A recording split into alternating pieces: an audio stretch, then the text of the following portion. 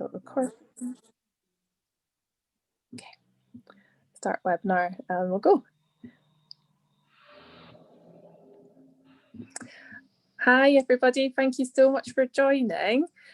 Welcome to our panel discussion with the NatWest Group Women in Technology. We're going to be speaking about career pathways and answering any of your questions. So my name is Michaela and I'm joined by Ailsa, Deborah, Judith, Laura and Rachel. We work for NatWest Group, which is one of the UK's largest banking groups. You might know it in Scotland as the Royal Bank of Scotland. Some interesting technology facts about the bank. In 1997, we were the first British bank to announce a complete internet banking service. And we also launched the first fully functional banking app for smartphones. And we're one of the first banks in the world to introduce an artificially intelligent chatbot for our customers called Cora. And we're all here today because we have different roles in technology. And we came into them in different routes. Some of us learned through workplace learning. We came in as graduates and apprentices. And we're really passionate about letting people know how amazing working in technology is and how there's so many different paths, so many different role types, and there's something for everyone. So what we'll be doing over the next hour or so is hearing from each of our panelists about their career story to date. And I'm going to ask them some of my own burning questions, and then the floor will be yours to ask any questions you would like to pose to them. So at the moment, all the participants are muted, but rest assured, when we come to our Q&A session, I'll let you know what to do in order to ask your question. We'll be using the raise hand function, which you should see from the options on your Zoom screen, and then I'll invite you to unmute yourself and you can ask your question. But throughout the whole time, what you can do is pop your question in the Q&A box. So you should see that as a button on your screen, probably you're at the top or the bottom. It might look a little bit different on everyone's hands out, or if you're on desktop, but you can pop a question in there and we'll make sure to get to that during our Q&A session. So introductions. So as I said, my name is Michaela. And I actually did a degree in classical music at uni, so absolutely nothing to do with banking or technology. And I spent a number of years working in university admissions before having this urge to do something else with my career. I was really interested in technology. I studied some modules in my spare time with Open University, and that led to me applying for a place on the technology graduate programme with NatWest Group. And that was just over 2 years ago I started, and I've since started working in a permanent role as a journey developer. And so I manage and monitor product performance for current accounts, and I make sure we're making the best use of technology for our customers to make all of our interactions with our product the best it can be. And so now to our panelists, I'm going to start with Ailsa. Could you tell us a bit about your career path to date and your background? Of course. Thanks, Michaela. So let's give you a little 5-minute overview of my career journey so far. So hi, I'm Ailsa. I'm a technology graduate currently in NatWest, and that means that I'm really, really new. I've been here for 1 year, and I just came out of university where I studied maths for 4 years in St Andrews. Not sure if you've heard of that. I decided I wanted to do maths at university a long time ago when I was 12 years old, so that's kind of where my career journey starts.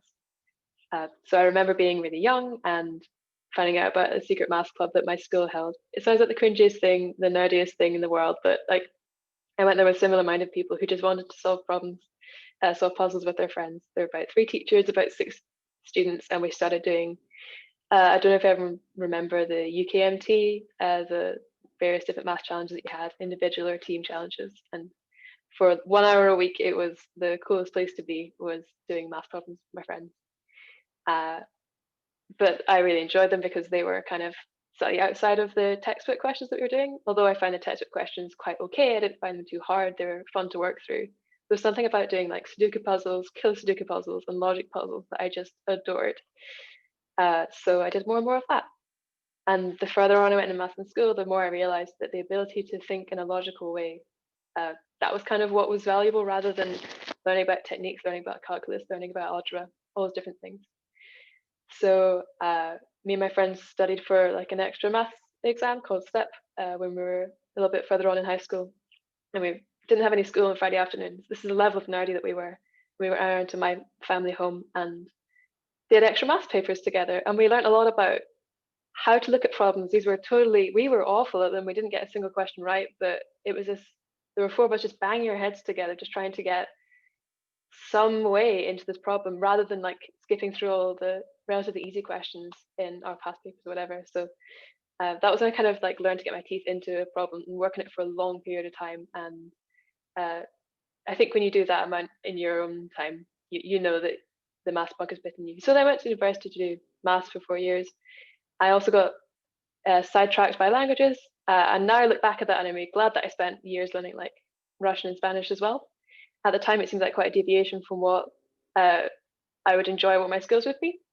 But as we progressed in maths, you had to spend more time doing that. I couldn't keep the languages going on to the side, but we had to start doing computer programming, which has come in really helpful since I moved into the world of work. The idea was to make us slightly more employable, slightly better at finding jobs if we knew a little bit about computers as well.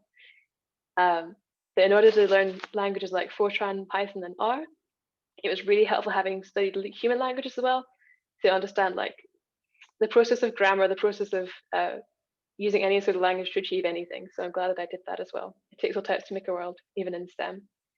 And then I did a little bit of work called an internship in RBS NatWest, and I really enjoyed it. And in my final 2 years of university, I started thinking about what I wanted to do next. And I realized that doing computery things were good because you could use your brain in that same problem solving way, the thing that I decided I'd really liked from school I wanted to find more of in the world of work. And I really liked how RBS NatWest treated its people. I went around trying to find different places to do that, but I realized I was still looking for the same thing. This is a really good place to work if you think that women should be in tech. There's quite a big emphasis on trying to make it a nice place to work for men and women. And I thought it was nice enough to come back. And I've been working here for a year, doing a couple different things.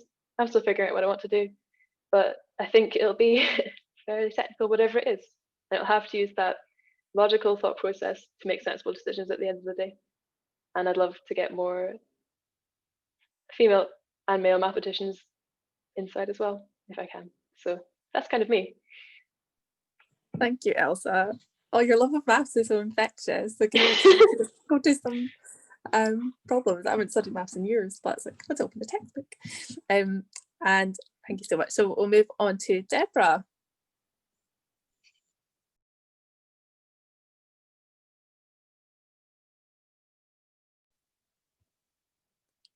Oh, have we lost Deborah? Oh, Deborah, you're on mute. I'm so sorry. Sorry about that. That was you know. drill going off outside, so I put it on mute briefly. Thank you, Michaela. My journey is a bit different. I failed my A-levels, which are like highers at school, so I didn't go to university. The only job I could get when I left school was to go and work in Sainsbury's. So I went to work in Sainsbury's for a couple of years and got more used to talking to people because I was a very shy child. I wouldn't talk to people. And then a job came up within the UK civil service, like a government department, which was an admin job. And I'd done all right in the exams I took at 16. So I applied for that job and failed. And they kept my name on file and came back to me when another one came up. So I went in there and did this admin job for a little while. And this was obviously a very long time ago because they hadn't computerized all their systems yet. And they started to bring in computers to computerize their systems. And there was a much older man who was in charge of all of this. And I remember saying to him, this is the future, isn't it? This is where it's going to be. Computers, we're going to have one on everybody's desk and it's all going to revolutionize. And he basically patted me on the head and said, not in our lifetimes, little girl. And I do wonder where he is now and what he thinks of it all every so often. And the government department I worked for had an IT division that it built, which was in Devon. And I'd grown up in London. So they would take people on from their regional offices and train them. So I applied to move down there thinking computers were the future. And that was about as much as I knew when I moved down there. And from knowing that little, they trained me, they took me to various training courses all over Europe. I went to conferences in America. I learned lots of, that's the bin men outside now. I went to lots of different technologies and learned about a variety of different technologies. I never had a dull day in learning all of these. It was always interesting. When I started to get bored, I did a maths qualification and a degree in psychology and language. And then in 2015, that got me into IT. So I spent about a decade, 15 years working there in all sorts of different roles, doing all sorts of different things. And then in 2015, I saw a job come up in Manchester that looked really interesting, thinking I'd never get it. Applied, got it, moved to Manchester, never been there before. 6 months after I moved, the job disappeared, and I was at risk of redundancy, but a job came up in RBS, as it was then, in Edinburgh. So I moved to Edinburgh. So in the space of 2 years, I moved from Devon to Scotland for jobs and did a job building a database for the bank, and then changed roles 2 years ago. And currently I'm a service manager, which means I manage a team who support some of the infrastructure that supports the bank's technology. And the team are doing the job that I used to do years ago. So I've come from doing the job to managing the team. Brilliant. Thank you, Deborah. It's always so interesting to hear your stories. I've been working with you all for a little while now, but it's so interesting to hear more background. And we're going to now move on to Judith. Hi. Well, I was pretty similar. I did languages at school. I'd never even thought about doing a job in computing. It just wasn't on my radar, not because I didn't like it.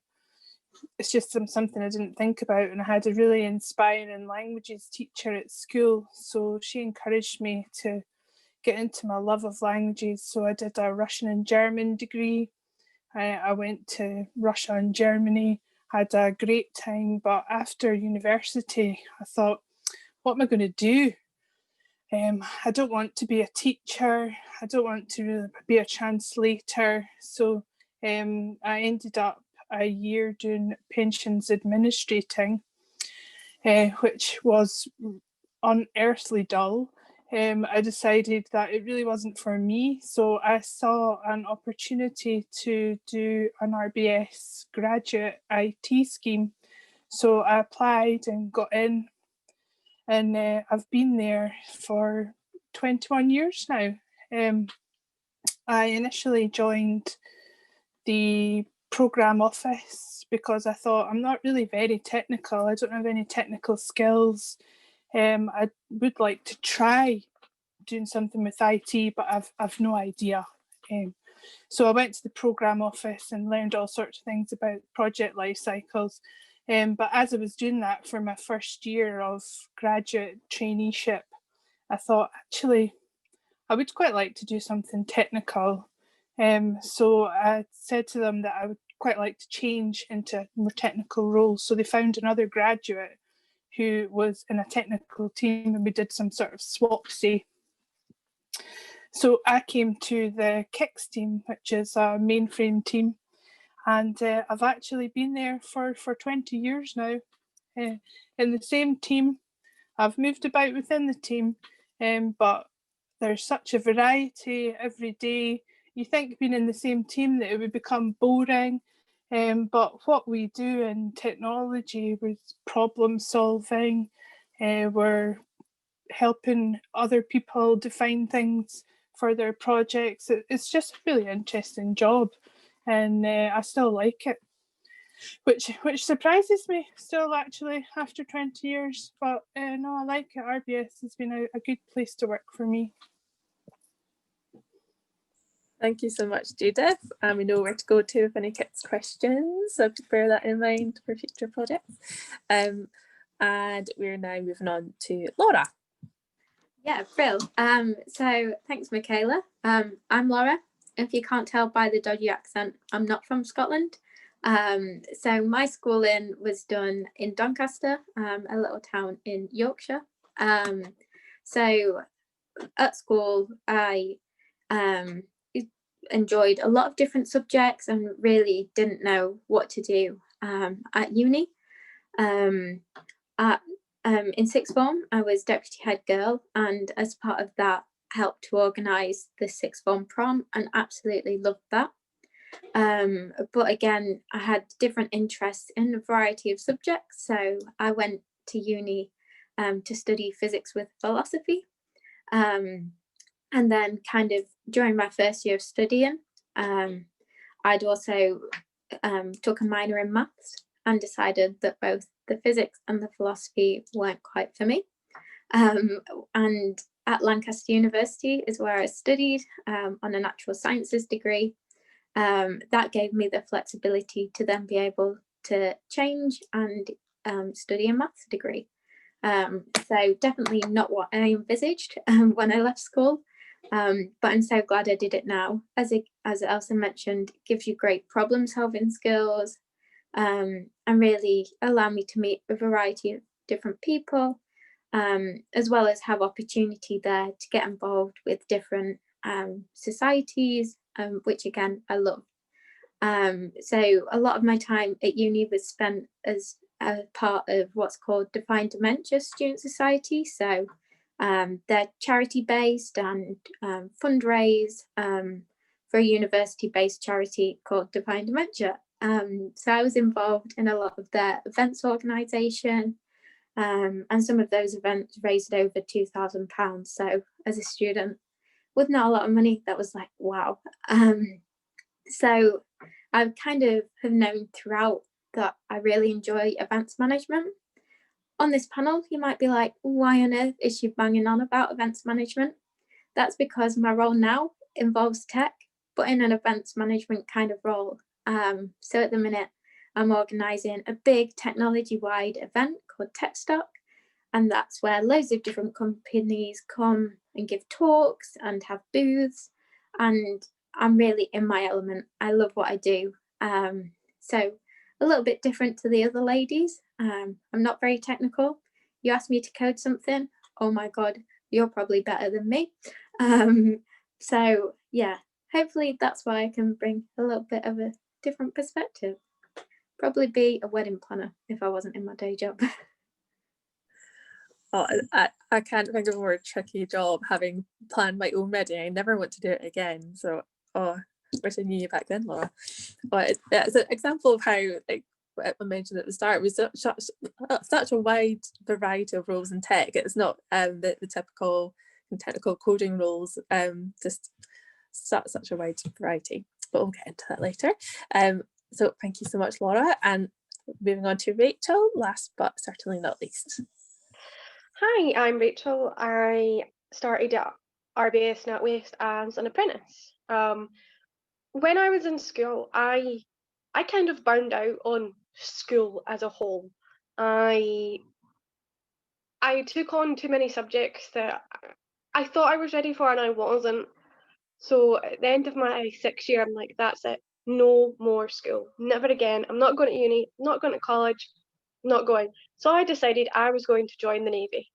I went through all the tests and everything, and I failed on the physical because I didn't weigh enough. I now weigh enough, but I didn't at the time. I was technically considered underweight. So as I was trying to gain the weight, my mum got me a job at her nursery. I am not someone naturally inclined to working with children, but I was good at it. It was something that I could do. It was a solid paycheck, but I found myself just getting stuck. And it was at one point when I was in the baby room with a baby who would not go to sleep, who kept popping up every 5 seconds to say hi. I was like, I can't do this for the rest of my life. I will go insane. So I went home and I applied for everything, Costa, Starbucks. But one of the things that stuck out, and I was like, I really hope I get this, was an apprenticeship scheme. So I applied for that, and I got a call back. It wasn't RBS, it was the company that got me the job, but I thought I was applying for a job there, so I was super excited. So I did a test and stuff through there. And the apprenticeship company, QA, they didn't like to place you more than an hour away from your home. But my advisor phoned me and said, we've got this opportunity. It's with RBS. It's a really good opportunity, but it's a little bit further at the radius. I know you already work in Edinburgh. Would you be okay with this? I was like, yeah, sure, that'd be fine. and she gave me the figure, and I was like, considering I'd been told that to look out for an apprenticeship, you'd expect £100 a week, I was gobsmacked.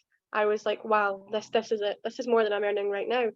So I applied, and I didn't think I was going to get it because none of my qualifications were in technology.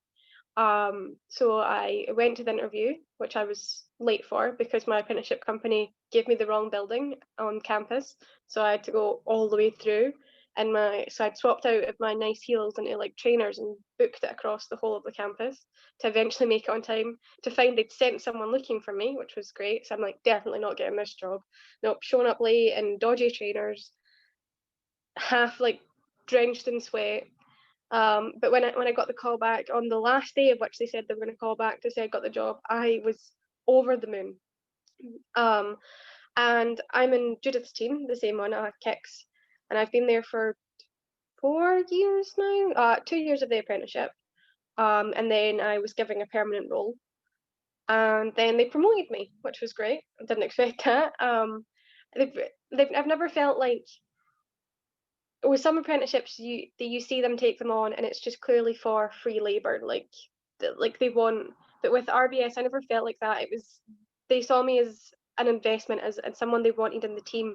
There's never been anyone in my team that I thought, you don't want me here. They've always been able to like give their time, their energy to teach me and show me how to do the job, because it's not an easy job. Judith will tell you that there's no one in our team that knows everything about Kicks. It's such a massive platform. So there's different people that you can ask for different expertise, but it's a really amazing place to work because no 2 days are going to be the same. Even a repeatable project, 1 year it's going to just be different. It's also a support team, so when things go wrong, they call on me. Well, some of us. So that's always exciting when something breaks. And when I say exciting, it's very stressful, but it's seeing recovery actions happening and decisions being made, and it's very like controlled, but also like everyone throwing out ideas and working together, which is a really great collaborative environment just to work in, mainframe itself. So I'm really glad that I applied and got this job. Amazing.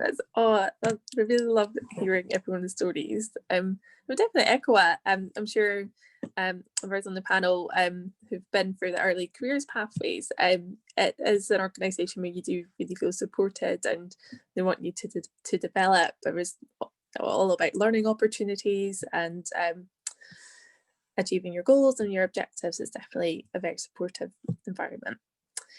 Right, so going to throw a question out there. What would you say is the best part of your job? Any volunteers? Yeah, can I? Go ahead. So it's going to sound like it's from a textbook or whatever, but genuinely the best part of my job is that I get to work on like solving problems with my friendly team. Like I get to work on interesting problems, like from a problem sheet in school, but with people that I really like, that I get on well with as humans. Because you're not like, it's like everyone else has been saying on this call, it is just to do with problem solving, and there's something different every day, and it's not like you'll know the answer, and it's not like you necessarily know how to solve it, but usually from talking to someone you'll be able to figure it out, and by breaking the big problem down into little ones, I really enjoy that. So I'd say that's kind of the fabric of what I do, and that's what I enjoy most about my job. Laura, you came off mute. Were you going to say something? Yeah, I was going to say, totally agree with that. As cliche as it sounds, the people and the opportunities are definitely my favourite parts of the job. Again, I'm a graduate and came through the internship scheme, and no matter what level I've been at, I've found that there's always something else to get involved with. Never say no to things. And without it, I wouldn't be speaking to you guys today. So yeah, that's probably my favourite part. I think one of mine is being trusted. It's something coming out of high school you don't ever really, you don't think about, but that you're trusted to provide answers, you're trusted to work, you're trusted because you've proven yourself that you have the skills and the motivation to keep going. And I think it's something that you don't even think about until you've got that level of trust. You're like, wow, you really believe in me, which is something kind of undervalued but really important.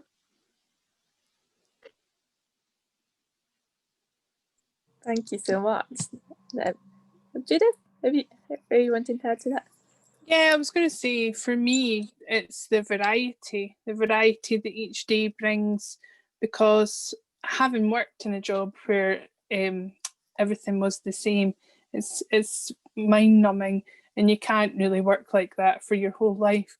So coming to a role where every day you come in and you think, oh, you pick up something, and as Rachel said earlier, it can be the same project that you've worked on, but it's just completely different. And I think that's a really good thing too.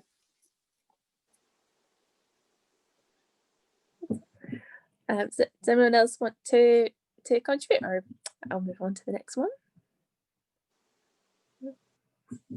Okay, so my next question is, when did you know that a career in tech was for you? Was there a defining moment of clarity? I am always keen to answer questions, so I'll dive in again. At university, I don't know if anyone else had a similar experience talking on this panel, but I had the panic of like, everything you hear from your friends and from your family from the news, oh, young people are never going to get jobs. And that's obviously a lie. Like, there are jobs out there, you might not get the first one that you want immediately. You might have to it might take a bit of time or whatever, but hopefully at some point in your life, you will be able to find a job if you really want one. I just applied to everything, and I just started doing, the more and more I found out, the more I realized I was looking for techie things, because that was the way that I was wired. And the sorts of people that I was talking to, my friends who are slightly older than me, who are already in this world, like that was how their brains are wired up as well. And that was exactly what they were looking for. So at some point, I just like turned around and noticed that everyone that I got on super well with, like wanted to go in technology, and realized that I just wanted to be around people that thought not necessarily the same way as me, but who sort of seemed to speak the same language in some way. Like you fit in, whereas being a mathematician in normal life, you sort of never fit in, no matter where you are.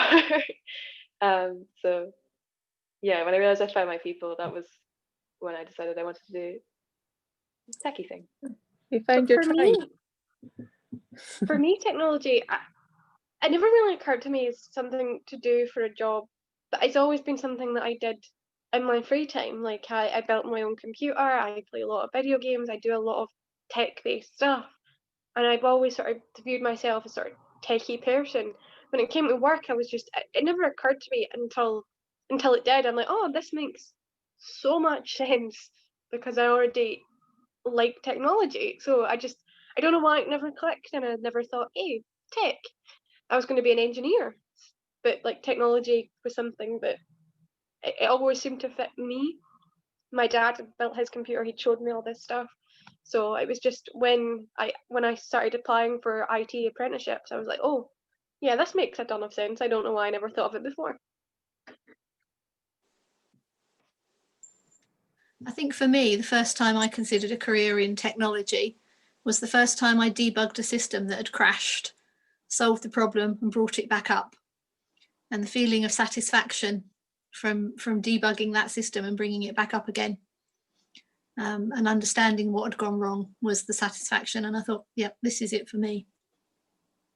That is a good feeling. I've had that on a much smaller scale, writing Scratch programs back in the day when I was starting to code. It's like, yes, I solved it, it's working. So yeah, agree with that. Again, on that, like, I totally did not do that. I've never used Scratch in my life. I've never really debugged anything. So you're like, ugh, what's she on about again? Got nothing to do with tech. Well, actually, you're using technology right now, and that's what I discovered, that every single part of my life seemed to have some technology aspect to it. So whether it was watching my lectures online, or whether it was going to uni and typing notes on a laptop, or watching Corrie in an evening, or chatting to my pals on Facebook, like everything used technology. And for me, it was like, if I don't get into technology now, then technology will consume me before I know it. So I like to be ahead of the time. So that's when I decided tech was for me. It's an interesting way of looking at it. I remember kind of coming into the bank and then slowly realizing it's like, well, the whole banking system relies on the technology it sits on. It's like, well, that's a big responsibility, but also a big opportunity as well. So definitely. Does anyone else want to add to that? No? So we'll move on to another question. Oh, I've got to slightly change what I was going to ask, because I was going to ask, do you think you need to be really good at maths and science to work in tech? I think we kind of covered, definitely not. You have musicians and linguists and everyone on this call. What I think would be a good question to ask you all is, what do you think are the skills you most need to succeed in a technology career? I think a willingness to learn is the most important thing. When I did my interview, that was something they were really stressing, that they weren't looking for you to have all these degrees in computing for the apprenticeship. They were looking for you to be ready to learn. Sometimes it can, like, a little knowledge, like the saying, a little knowledge can be dangerous because you think you know everything. But what they were wanting was you to be willing to learn and listen, because you would be going into teams with experts that have been here for 20 years, like Judith, and they're going to teach you and show you these things. So what they needed you is to be willing to learn, not being stubborn and not pay attention because you know best. You needed to listen and absorb. Yeah, and also to be patient, to keep trying, be persistent, because, you know, and it's okay to fail at things. So as long as you learn from your mistakes, to keep trying, and just to have faith that you can do it. Yeah, and Judith just mentioned there about listening. I think that for me has been a really important skill, that even if I can't do it, I trust the people that can. So I listen to what they're saying. I listen to, right, okay, well, why did you do that? Even if that might not be something that I'd have thought of doing myself or necessarily being able to do myself. And then trying to convey that to other people. So really helping with like your people skills, as sometimes people in technology don't always have the ability to convey complex information in a simple way. So if you can do that, you're onto a winner. I'd add problem determination as well, being able to problem solve. And people have said that's a good part of what they like about the job, and I think that's a really useful skill, being able to look at something and do some problem solving. I was going to add to what Laura had been saying. And from my experience, more men than women work in the sort of areas that we're in, probably the same for everyone on this call, but where women tend to have the edge, and just purely individuals that I've met in my career so far, sometimes we're slightly better at explaining things in a way that's understandable by everyone, and slightly better at explaining things in a way that's kind. I don't want to make any big generalizations, but that's just something that's come more naturally to the women that I happen to have met along the way. And they've been able to deliver like facts clearly and not in a rude way, and it makes such a good difference to the way that people work, because quite often if you're explaining something that's clearly right or wrong, or even if it is an opinion, sometimes it can be easy to explain that in a way that isn't so kind. So yeah, kind communication is what I'd say is a very big skill that needs to be talked about a little bit more in tech. But yeah, maybe people would disagree with me. Have to be challenged. I definitely agree with you. I think empathetic communication is a really, really important skill in developing rapport and trust with your colleagues. Also just, yeah, I definitely get on clear communication, but you're really telling people what they need to know, what it is you need to know from them, and being really clear on that. That's definitely a skill I've tried to develop since joining the bank. Sorry, Michaela, just something to emphasize is that none of us have said you need to be an expert in this, or you need to be really good at coding. it's just all about that interest and that willingness to learn. Yeah, openness, curious mind. Yeah, agree with all of these. To add on to the kind communication, I think that is super important, because you may be fine without it, but if you've got two people that are interacting with, say, a project manager, and one of them's really helpful and like willing to work with mistakes and sort things and talk to people kindly and explain things, even if you're providing the same information, it's going to be the one that's kind and open that they build the rapport with. And so when a mistake's on your end, then they're much more willing to forgive and work with you because you've worked with them kindly before. Kindness bespeaks kindness. Yeah, absolutely. Agree with absolutely all of that. Does anyone want to add anything else? I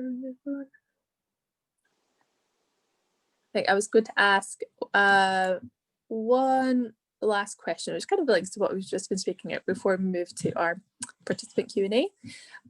What is the best piece of advice you've ever had?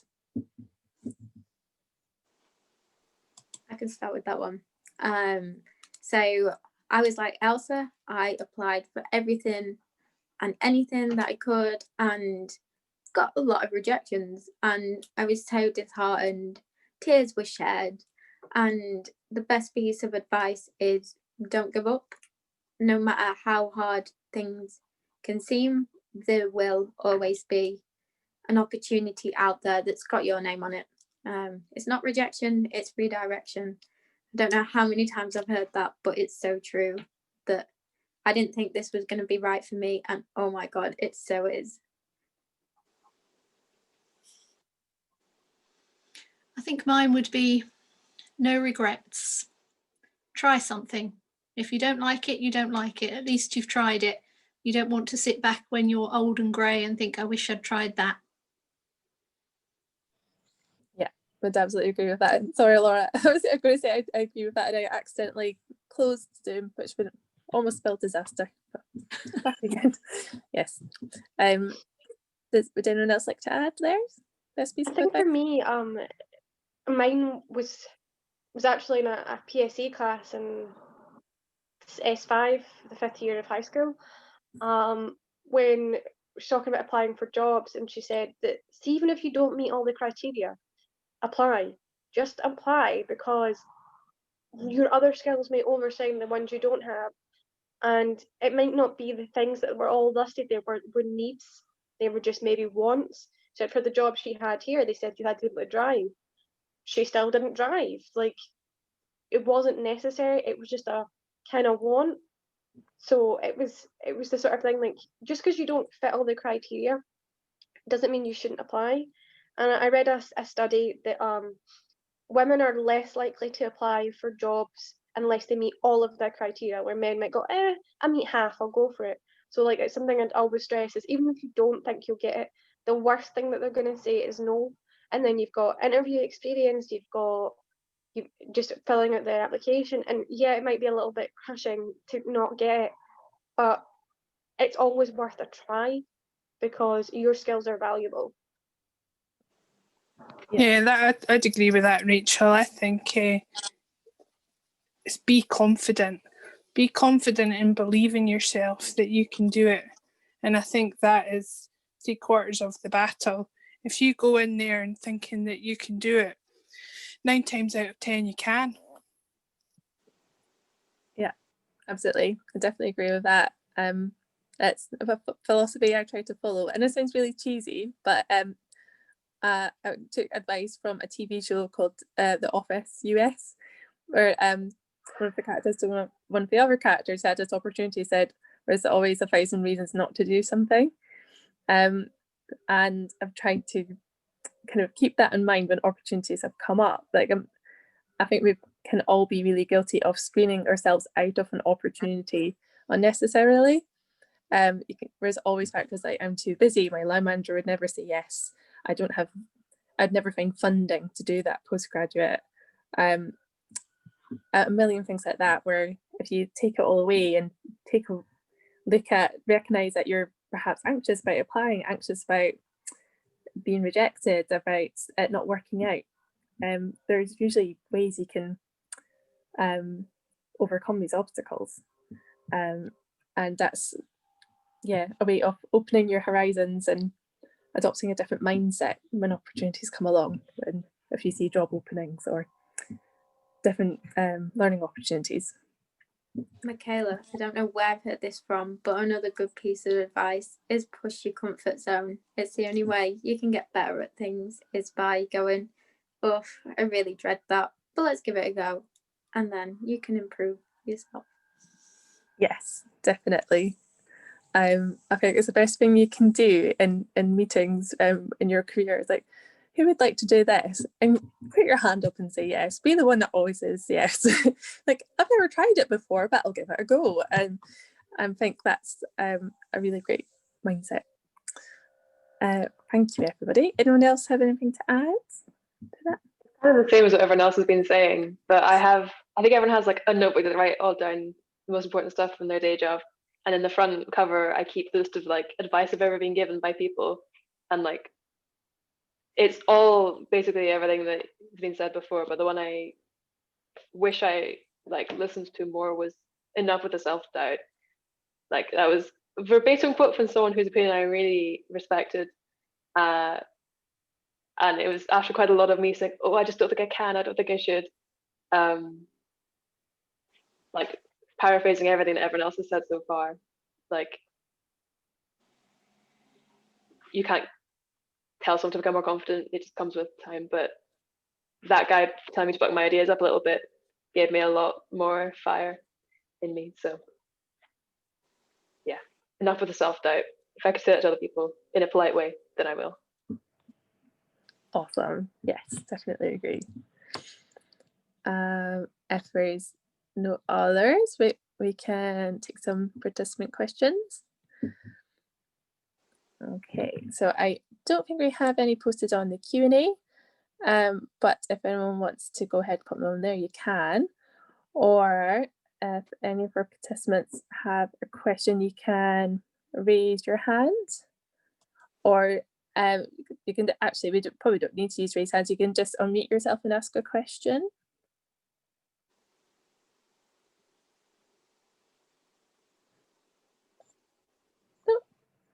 Well, if no questions, I will move to some backup questions. But if anyone does think of something, feel free to raise hand, pop something in the Q&A, unmute yourself and go ahead. Let's see. What do you think will be the next most exciting innovation in tech, banking, tech, or otherwise?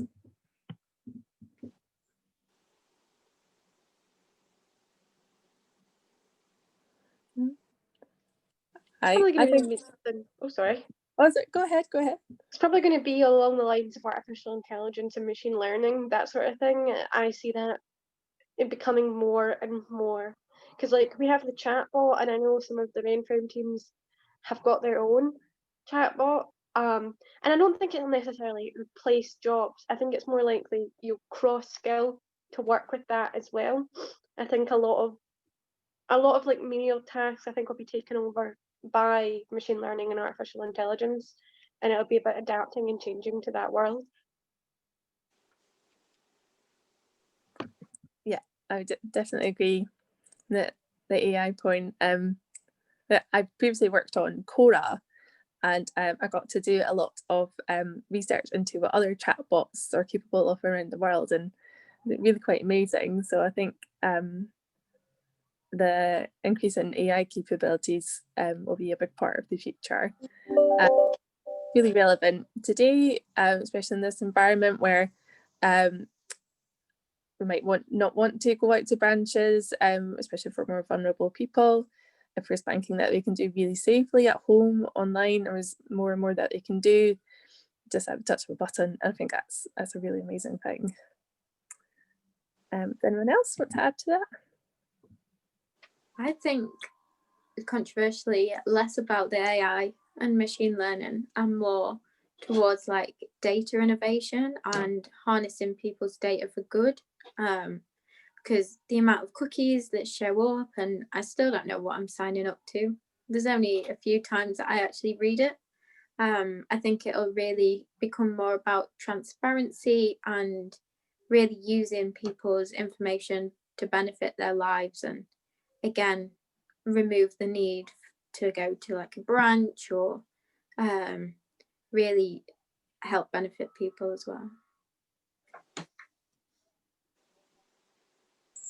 I think also as more technology expands, there'll be more emphasis on data on security as well, because a lot of people don't understand how insecure their passwords can be, or with a lot more companies becoming online only, there's going to be such an emphasis and such a big market for more and more security on things. I think that's a great sector to begin into as well, because it's ever growing. I don't think it'd ever become redundant, that one.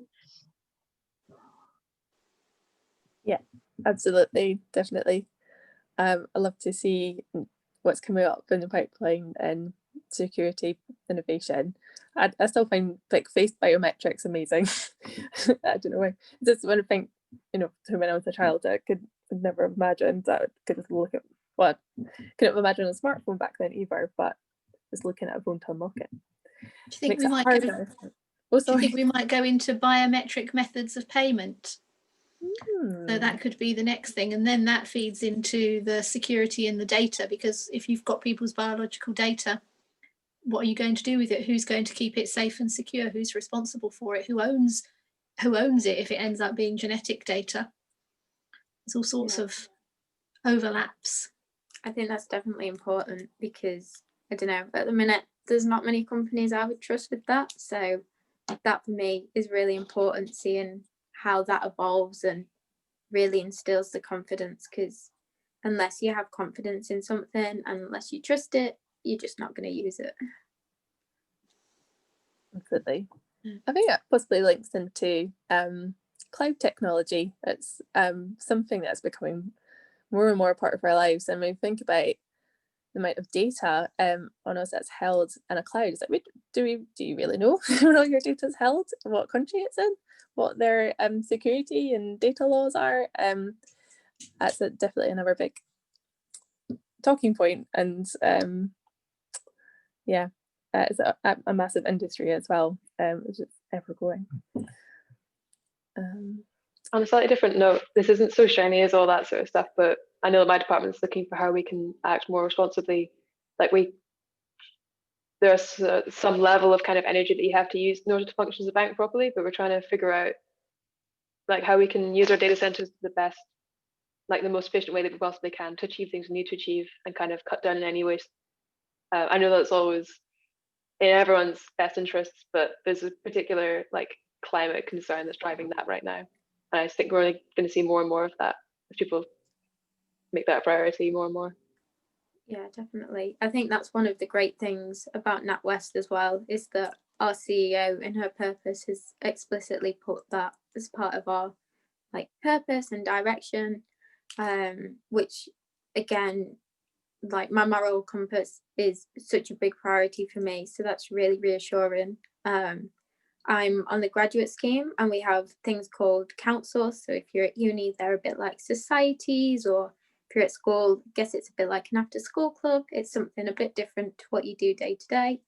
And CSR stands for corporate social responsibility. So again, it's all about how can we improve what we're doing? How can we become better people in the organization, and therefore a better organization? So yeah, I think really putting the customer and having that human-centric approach is really going to drive any innovations that come our way.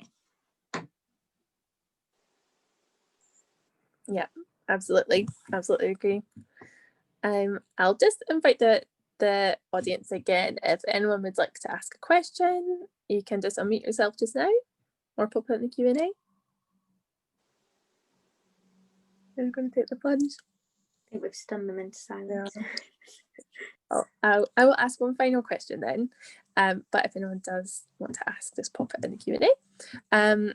How has your job changed since the pandemic? I can confirm that pretty much all of the bank has been working from home since March. How has it affected the way that you work?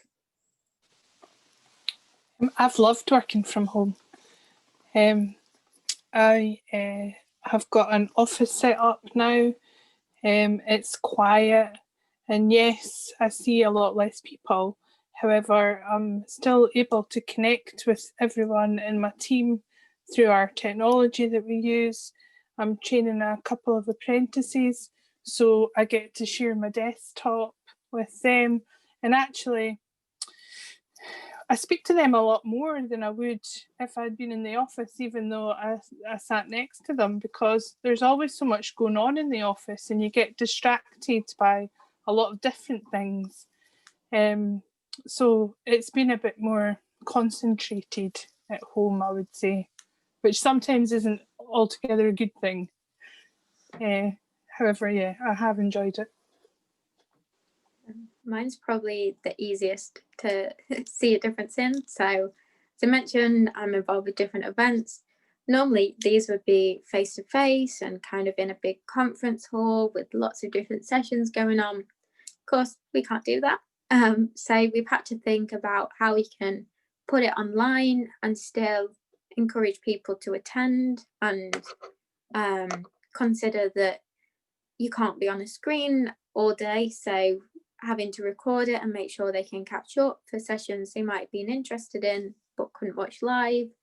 Bear in mind that people will now might need to go and drop their kids off, and you're a lot more mindful of those other responsibilities that you don't see when you're in the office, if that makes sense. Cats coming across the screen and babies crying and chaos, but it's all great. On the flip side, I haven't super enjoyed it. Like, I used to do some days at home, but I do miss that people element. And my manager, she's working really hard to make sure that we still have that. Like, we've had pub quizzes, games night, so that you still have that like human element. So you're still talking to people like without it being work, because that's something I found that for a while I was doing, where it's like the only time I talked to people was like, I've got a work question. So you've got to like remember, like, hey, at work you would probably have a casual chat every now and then that you wouldn't even think you would be doing. It's just a bit of a break from the constant work. And also remembering that you would, in the office, you would take breaks, not always feeling like you have to be chained to your computer. So I think it's also a constant reminder of just separating work from home, that you don't have to always be at your desk, and you can walk away from it for a bit, take a walk around the garden, pet the dog, just have a breather.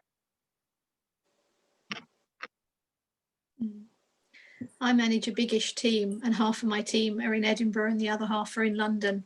So I didn't see the London team anyway very much, but I used to see the Edinburgh team, and that personal interaction is what I miss. Saying to them, let's go and get a coffee, and having a chat on the way down to the coffee. We're trying to do it virtually, and thankfully, because of all the technology, it's much easier than it would have been even 10 years ago. We have a team breakfast once a week where we all get together and talk about things that make us laugh, and don't talk about work. And we're trying to make sure that we talk about other things as well, rather than just, as has been said, just talking about work. But it's challenging, and I think the human interaction is the thing that most people miss. Yeah, I definitely miss that. Because Coger Barn was based there. It's such a social building. It's, as someone described it, it was like Centre Parks, because you kind of we call it that there's like a main street, and then there's kind of houses like of offices leading off that, and there's lots of different coffee shops and kind of social collaborative spaces, and it was impossible to get from one end of the street to another without bumping into someone you know and saying, must go for a coffee, or it was just easy to kind of break away from work like that. So yes, I'm definitely missing that aspect as well. Does anyone want to add to that before we wrap up? I know you're not supposed to say really negative things, but I find it quite tricky starting to work from home. Maybe like a couple of people here have kind of been referring to. So the work that I've been doing has changed not at all. Like the nature of the work is entirely the same, but I haven't met the vast majority of people outside of like chance meetings before I joined the team. I joined a team totally virtually, so this is the only sort of communication I've had with anyone from that team. And it's taken me about 5 months to make relationships I would have made in 2 weeks, just from seeing people in the corridors and whatever. Like, you'd be surprised how rich those experiences are until you don't have them. So I find it quite tricky, and I would encourage people to sort of talk about it if they are finding it tricky. Maybe engineers aren't the best at speaking about things that make them laugh. It can seem a bit inefficient to take time out of your day, and I think, yeah, it takes discipline to do that sort of thing and commit to it, because I think there was some sort of fatigue in keeping those great initiatives going, like breakfast meetings, whatever, where you talk about non-work. But this is the long haul, and I don't think I found a place like a good balance for that just yet. But every day's a new day. I thought of that a really cheesy way to end our discussion on a high. If you could choose one word to describe working in technology, what would it be? I'm putting you on the spot.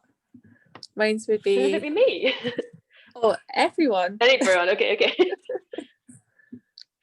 I'd say different, because there's just so many different ways that it is different, both in the nature of the work you do every day, the different kind of jobs you can do, and again, different technologies come your way, like loads.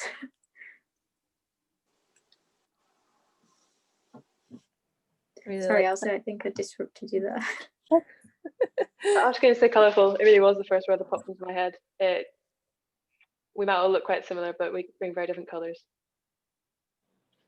I'd say changing or ever changing, but I think that's technically 2 words.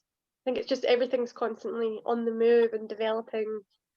Nothing really stays stagnant for too long because something better's there, and why aren't we using that? Let's see.